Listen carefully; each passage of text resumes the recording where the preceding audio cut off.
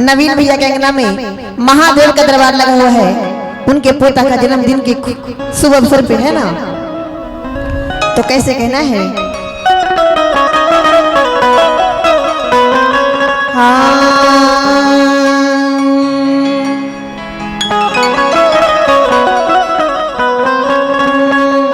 कि मेरे अंगने में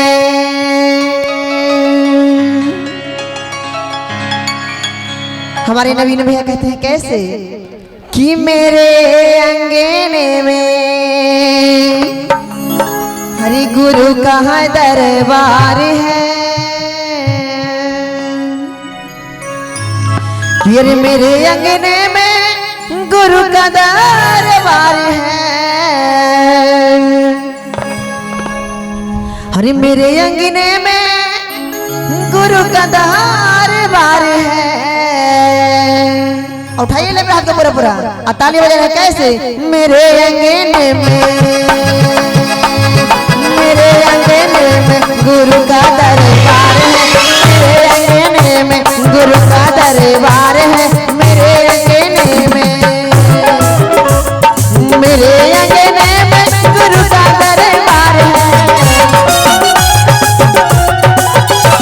मेरे अंगने में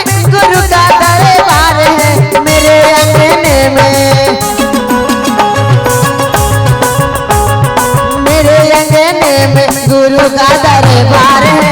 मेरे अंगने में गुरु का दरबार है। मेरे अंगने में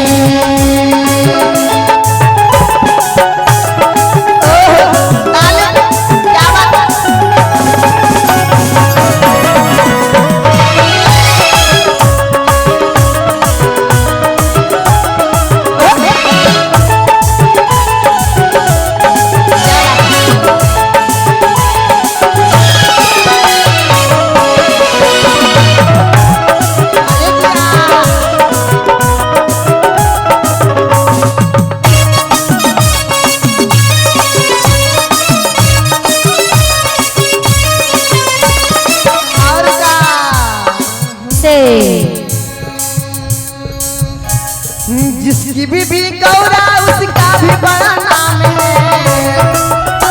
उसका ही बड़ा नाम है। जिसकी भी गौरा उसका भी बड़ा नाम है। गौरा उसका भी बड़ा नाम है। डमरू बजवैया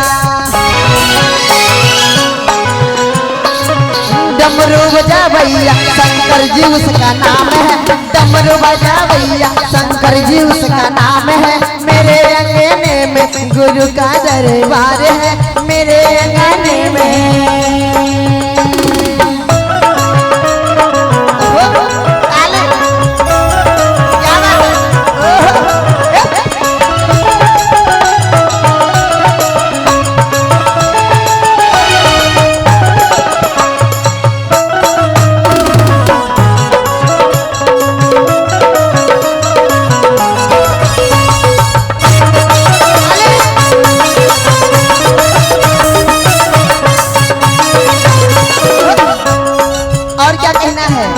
कैसे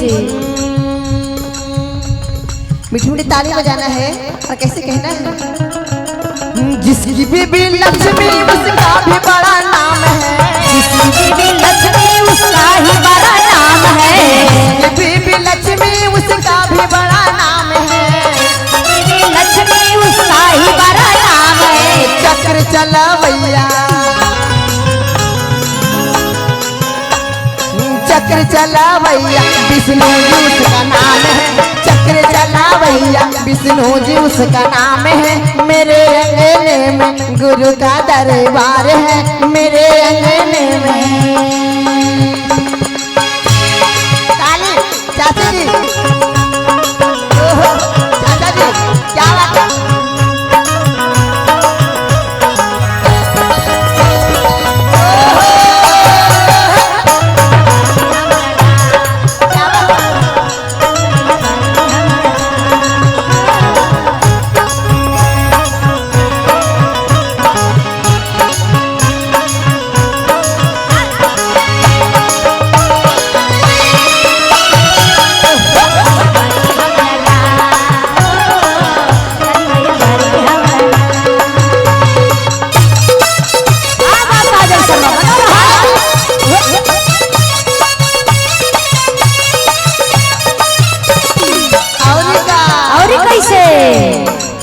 जिसकी बीबी सीता उसका भी बड़ा नाम है, सीता उसका ही बड़ा नाम है, बीबी सीता उसका भी बड़ा नाम है, सीता उसका ही बड़ा नाम है। धनुष चला भैया, धनुष चला भैया श्री राम उनका नाम है, धनुष चला भैया श्री राम उनका नाम है। मेरे अंगने में गुरु का दरबार है, मेरे अंगने में। क्या बात है किसी से छुटका झट करेंगे।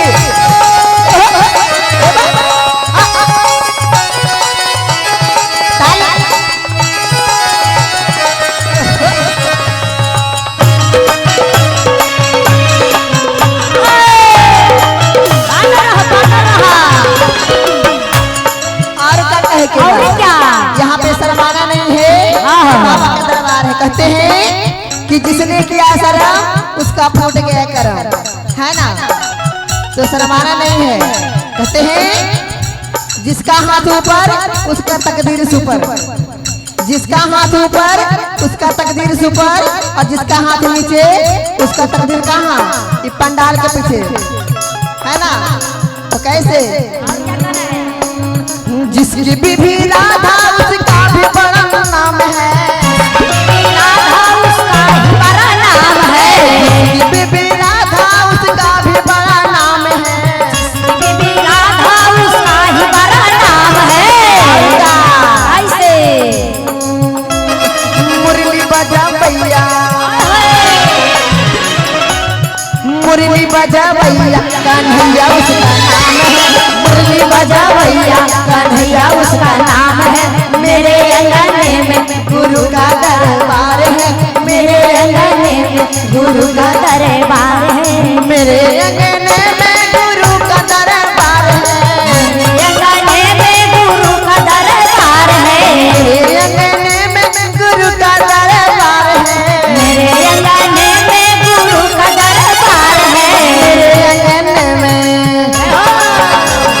मेरे अंगने में गुरु का दरबार है, मेरे अंगने में गुरु का दरबार है, मेरे अंगने में गुरु का दरबार है, मेरे अंगने में गुरु का दरबार है, मेरे अंगने में गुरु का दरबार है, मेरे अंगने में गुरु का दरबार है।